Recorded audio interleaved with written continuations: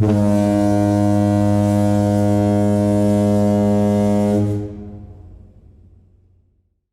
savez que on parle beaucoup du Covid actuellement. Et vous savez que se tient aujourd'hui le comité technique local. Et que le point Covid n'est pas en première position, mais en 10e position. Cela montre, de la part de notre direction, de la part de M. Bonnet, l'intérêt qu'il porte à la santé des agents. Cet intérêt, il le montre tous les jours. Il a mis en place une police du masque. Quel scandale! Alors même que l'on demande à ce que les locaux soient nettoyés, à ce que justement il y ait des vérifications, des contrôles, à ce que justement on ait possession du cahier des charges relatif au nettoyage, M. Bonnet décide de mettre une police du masque. C'est une provocation. Et on ne peut pas accepter cela. Parce que, alors qu'au moment où il est en train de se réunir avec son état-major, M. Bonnet, sa principale préoccupation actuellement, c'est le nouveau réseau de proximité. Ce n'est pas les conditions de travail des agents. On l'a vu pour les cas Covid qu'il y a eu au niveau du SIE 5-6. On l'a vu au niveau des amendes aussi, l'attitude méprisante de la direction.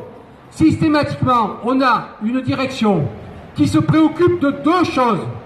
Des suppressions d'emplois, puisque vous savez que dans le cadre de la démétropolisation, on va perdre une centaine d'emplois au niveau de la DRFI 13, au-delà des suppressions d'emplois.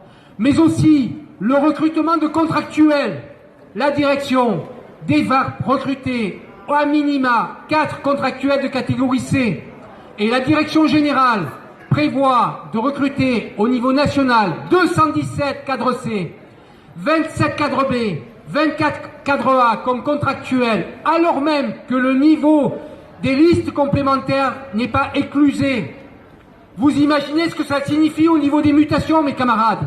Ça signifie des blocages de mutations, ça signifie des mises en concurrence avec des contractuels, ça signifie des difficultés pour pouvoir combattre au niveau de nos garanties collectives. On ne veut pas, dans la situation actuelle de restructuration, on doit se préoccuper de l'état de santé des agents. Quand on voit que, par exemple, ici, le plateau du CIP 5-6-1-8, la direction a mis en place un plan d'organisation du travail, un plan de masse, sur lequel on voit que l'on reproduit les open space, alors même que c'est proscrit par le ministère du Travail à cause du Covid. Est-ce qu'on va laisser faire? Est-ce qu'on va laisser la mise en place d'Algeco sur Aubagne alors qu'on est en pleine Covid? La direction veut mettre en place un nouveau réseau de proximité. Elle doit nous entendre. La santé des agents avant tout, on fera tout pour se faire entendre.